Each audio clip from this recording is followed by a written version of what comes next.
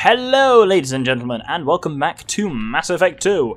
In the last episode, we came here to the Citadel to... I've patched into the warehouse scanners. The crates in the transport carriers overhead are rigged to explode when dropped. Good to know. Interesting. So, can you make these things drop then? Yes, you can. That's kind of fun. So yes, we came here to the Citadel in order to help Garrus out with his loyalty mission, which is finding where an old ally of his that then betrayed him is hanging out nowadays. So we've come to take down a forger called Fade, who helped Sidonis disappear. And this is going to be another quite combat-heavy... I'm not saying anything on that. Anyway, as we one of the things we saw last episode as well is Garrus is getting a bit un-Garrus. He is dead set against... he's threatening to, seriously... Oh, can I make that shot? Damn it, that would have been wonderful. Yeah, he's... Oh dear. Thane just went limp in front of me. That's how worrying. I good you. Good. I'm talking garbage at the moment. Yeah, so he's been all unstable and stuff, so I'm getting a little bit worried that he might be seriously way too hellbent on revenge. Why is everyone's loyalty missions about revenge? Well, they're not entirely about revenge. A lot of them seem to be about fathers. We'll be getting that next episode with Thane's loyalty mission, which puts Thane in contention for Mass Effect 2's Dad of the Year award. And he's against such strong competition as Jacob Taylor's father, whose name I can't remember, and Tally's father. I think of Tally's and Jacob's father at the moment. I think Jacob's father is winning, that is to say, losing the Dad of the Year contest.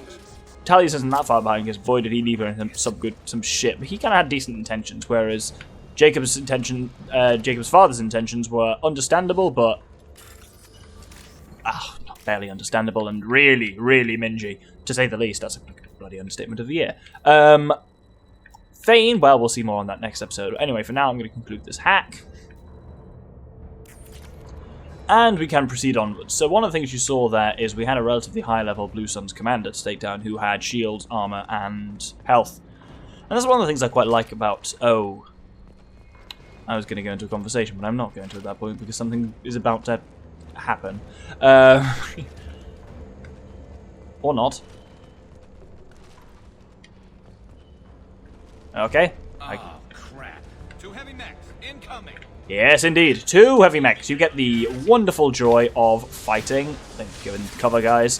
Of fighting 2 Emir heavy mechs simultaneously, which is about as much fun as it sounds. Fortunately, we have heavy overload and we have the arc projector. The arc projector is extremely crucial to this because it means you can hit both in one shot. The other thing that's really worth having here would be... Oh, bloody hell, every time I'm charging to get a shot off, one of them hits me.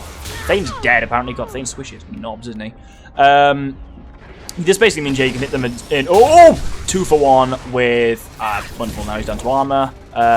2 for 1 with heavy weapons, which is really nice to be able to kind of get both. Once you've got one down significantly, which we pretty much have, then it's the chance of AI hacking to really do some work for us. Because when you hack one, the other will turn and fight it, and we can really direct their attention where we need it. One of them has now killed the other. And that final arc was really unnecessary, but you know, there we go. That went really well because they were taking down 2 bloody heavy mechs. Oh, and it's going to do the nuke explosion. Kablamo!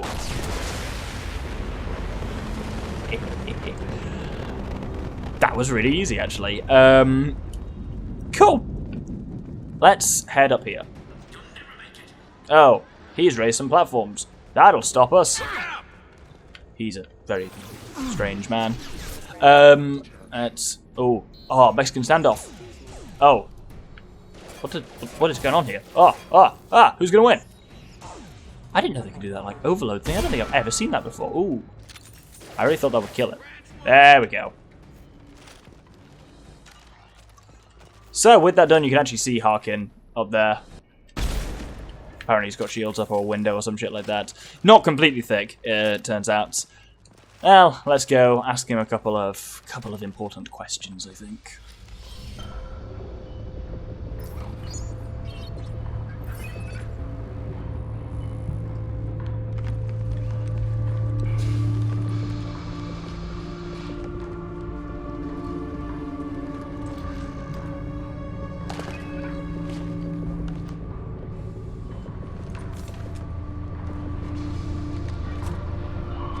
close, but not close enough.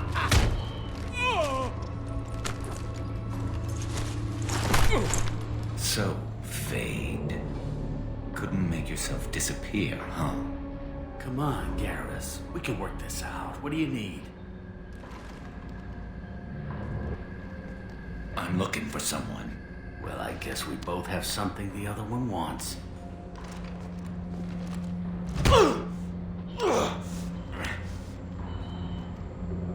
We're not here to ask favors, Harkin.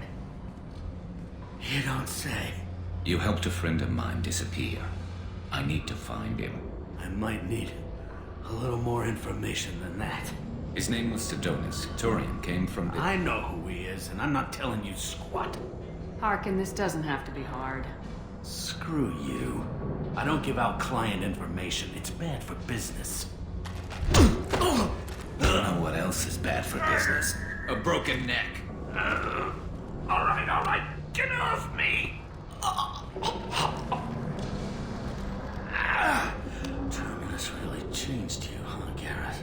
No, but Sidonis opened my eyes.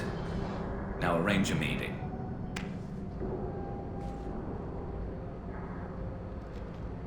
I'm going.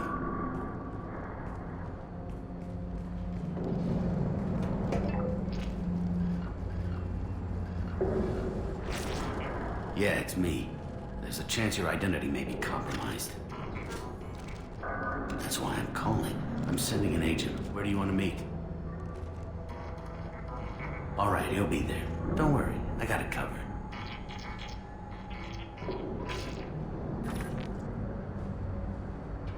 It's all good. He wants to meet you in front of Orbital Lounge, middle of the day. So, if our business is done, I'll be going. I don't think so. You're a criminal now, Harkin. So, what? You're just gonna kill me? That's not your style, Garrus. Kill you? No. But I don't mind slowing you down a little. Maybe give Seasick a blood trail to follow. Bastard! Did you really need to do that, Garrus? He'll survive, and maybe he'll think twice before he tries something like this again. CSEC won't let that happen, and you know it.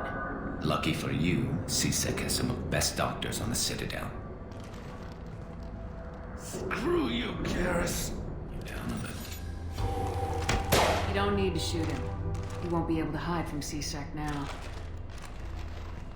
I guess it's your lucky day. Yeah, I hope we could do this again real soon. I didn't shoot him. Come on, let's move. Sidonis better be there, or I'm coming back to finish the job.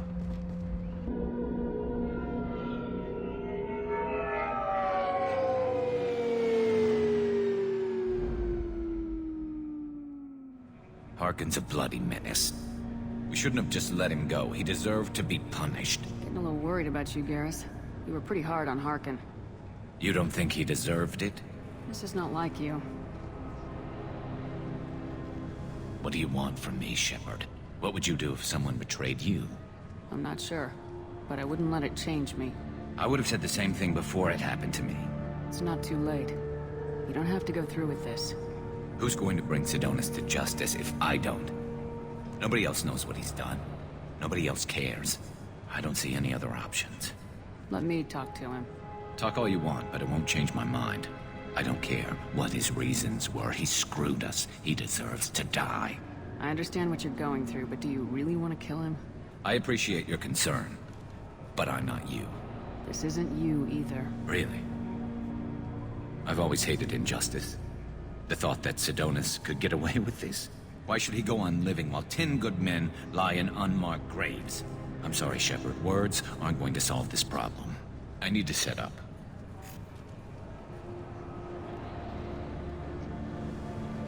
I can get a clear shot from over there.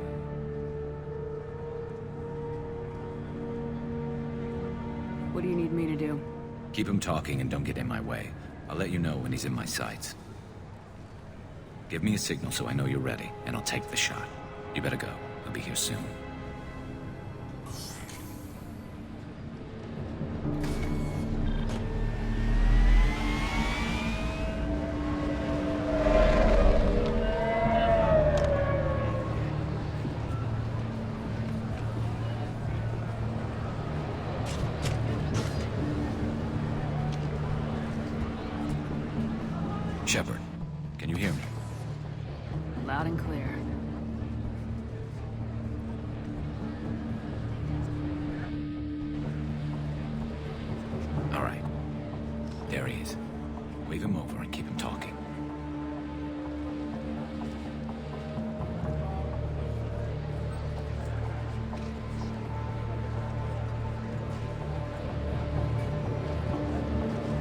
Let's get this over with.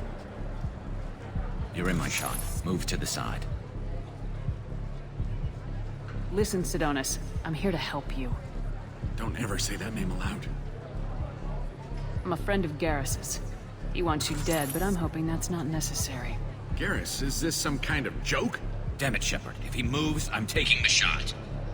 You're not kidding, are you? Screw this. I'm not sticking around here to find out. Tell Garrus I had my own problems.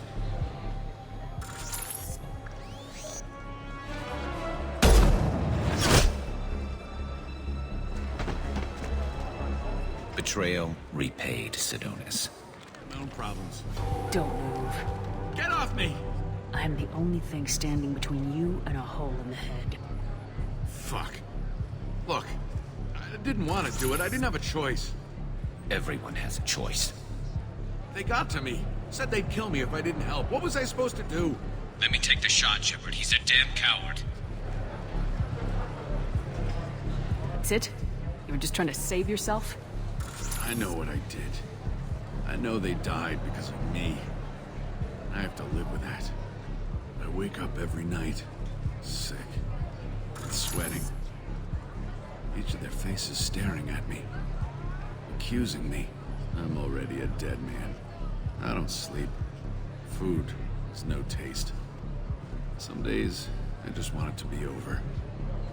Just give me the chance. You gotta let it go, Garrus. He's already paying for his crime. He hasn't paid enough. He still has his life. Look at him, Garrus. He's not alive. There's nothing left to kill. My men, they deserved better. Tell Garrus. I guess there's nothing I can say to make it right. Just go. Tell him to go. He's giving you a second chance, Sidonis. Don't waste it. I'll try, Garrus. I'll make it up to you somehow. Thank you for talking to him.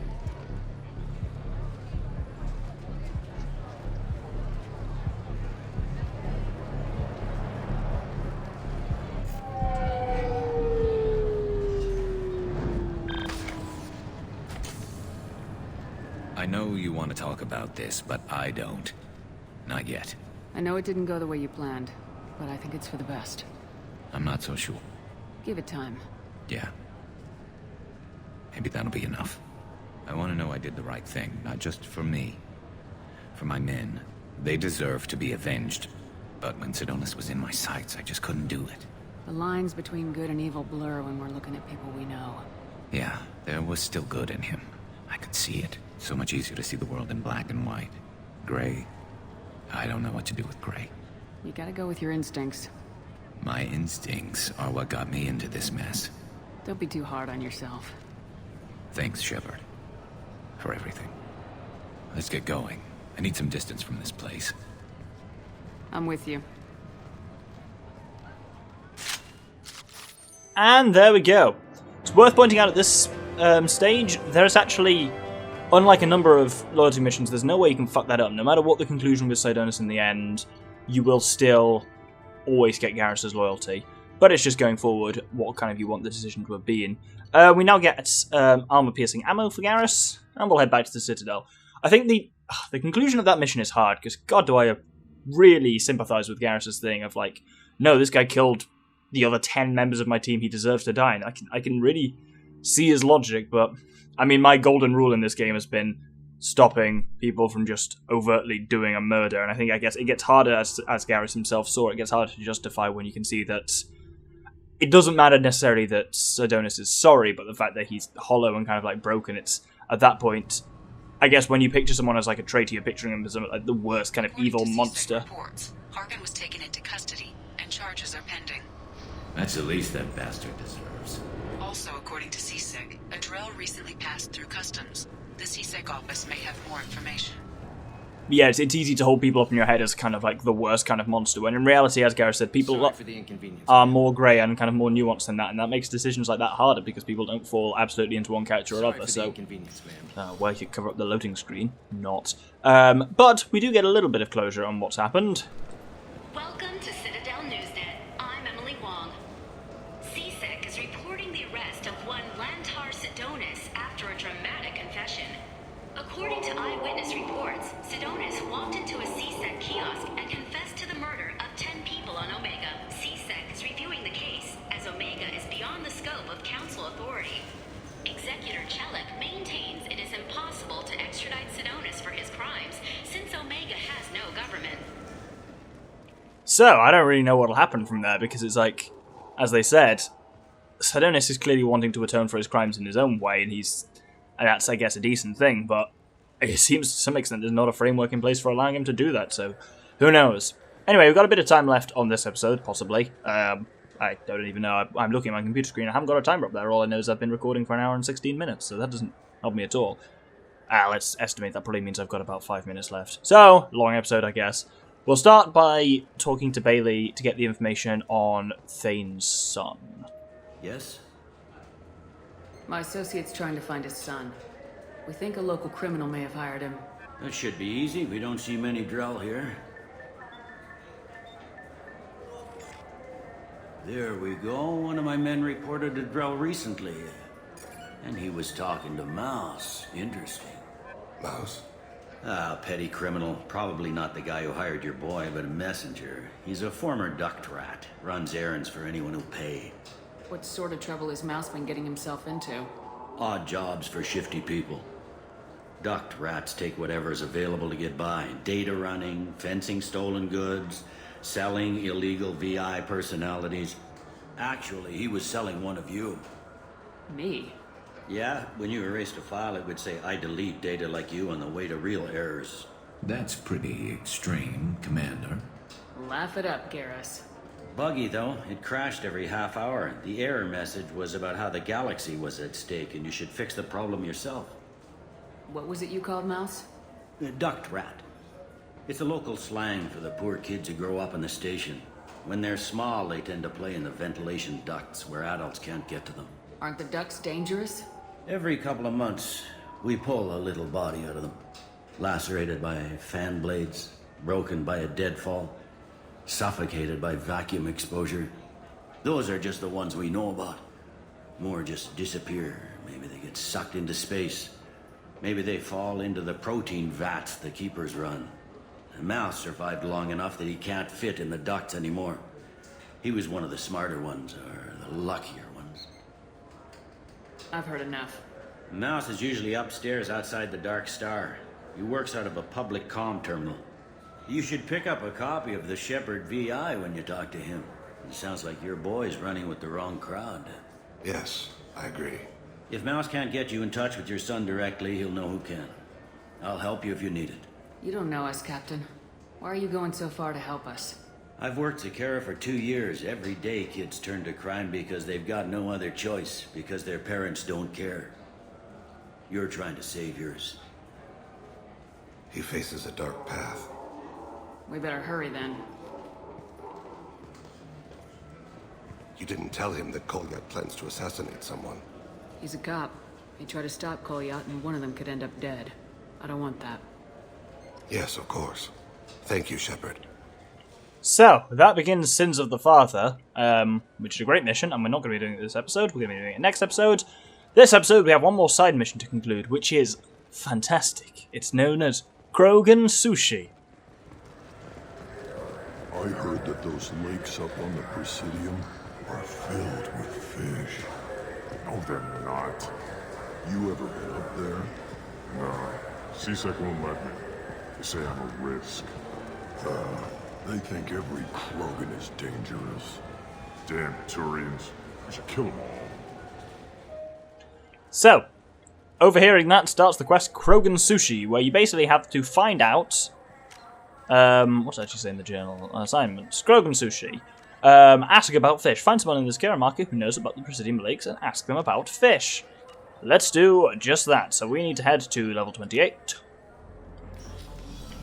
So, here in the Dark Star Lounge, we can speak to a Presidium groundskeeper. And I can do for you? I noticed you're one of the groundskeepers for the Presidium. Do you know if there are fish in the lakes? I get that question a lot. I think it's right behind where's the restroom. Those are reservoirs, the Presidium's own supply, independent from the water storage tanks in the walls. The only place I know of on the station to get a live fish is Delea Sonic's gift shop. When I pour a glass of water, it's the same stuff tourists throw garbage in. No, they purify it first. If some Solarian or human bacteria gets left in, and a Turian or Quarian drinks it, they could die. Everything would be so much simpler if we all had the same DNA. But no, the universe loves diversity. Thanks for your time. No problem. If you get up to the Presidium, check out the Demaio flowers across from the conduit. They're coming in very nicely. So, that gives us an answer, and also he talks there about the differences between human Solarian, or even Krogan DNA, and Quarian and Turian. I don't know if I've talked about this before, but it's a concept in biology known as... Oh, what's it called? Oh, I'm going to have to look this up, because it's some kind of stereoisomerism, and I can't remember what it is. It's called chirality, that's it. So it's the idea that basically... what's the best way to describe this? Biological molecules can kind of exist in two different possible shapes. Well, I can use the old thing of... Basically, you can get two copies of the same molecule, which are different... The overall structure is similar, but one is a kind of mirror of the other. The best way to think of this is to look at your hands. You have a left hand and a right hand, and you can place them kind of next to each other and line up your thumbs and all your fingers and stuff like that. But when they're held on top of each other like that, they're not what you call superimposable. They are non-superimposable mirror images, so it's kind of left-right mirror image of it. You get that same thing in biological molecules. And all human biological molecules are... Basically, you're talking about them as being either levo or dextro, for basically left-handed or right-handed. And I think all human ones are levo? All Earth-based ones, or ones we actually know of. We can make other ones in the lab, but they don't exist naturally. And the logic in this game is that Turians and Solarians their molecules are the other way around, which means their chemistry is incompatible with ours. And I think that's how it does work in real life, because then you have to be the right shape to fit into molecules and stuff like that. And if your biological molecules are basically mirrored, they won't respond properly to the things they're supposed to be digesting, or enzyme reactions they're trying to catalyze, or something like that. And so, yeah, they have the idea that basically Turians and Quarians evolve slightly differently, and they are the other stereoisomer to some of the other species, and then that means they have to have wholly different food and stuff like that, which is quite interesting. Anyway, biology subtopic aside, we can buy some fish here. We can buy some Ilium Skuld fish, which is quite funny because Skuld is Norwegian or Swedish for shellfish, not fish, which is confusing. Anyway, let's go and talk to the Krogans. What do you want? Why are you so interested in fish from the Presidium? It's so decadent. Eating a fish from the Presidium would be like screwing Shaira. Ugh, sorry you're so squishy. Where are you supposed to get a decent grip?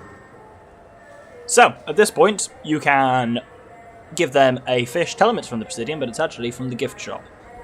I overheard you talking about the fish on the Presidium. What, you mean there actually are some?